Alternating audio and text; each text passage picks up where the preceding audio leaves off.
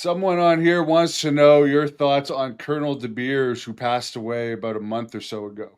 Oh, dude, he was a month ago?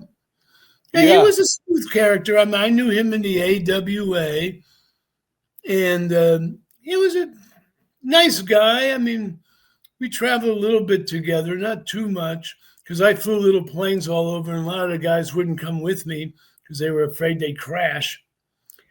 But I'll tell you a funny story about De Beers, because we would film television for ESPN in Las Vegas every 3 weeks or something. We'd go there and film, some shows for ESPN.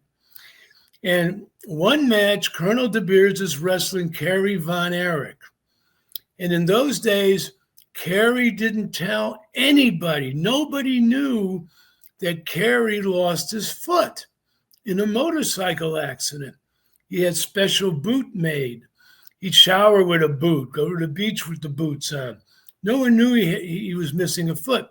So De Beers and Kerry are having a match in the ring on TV, filming it. And De Beers puts an ankle lock on him and pulls up on it. And all of a sudden, pop, the boot comes off. And Kerry Von Erich is laying on his back with the legs sticking up. And right after the knee, it just goes up and disappears and turns into like this little pointy stump. And De Beers is holding this boot and he goes, "Ah!" And it scared the hell out of him because he didn't know what happened when I pulled this guy's foot off. And the crowd went dead silent.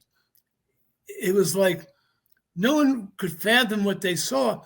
Kerry grabbed his boot, rolled out of the ring, rolled under the ring, disappeared for a minute.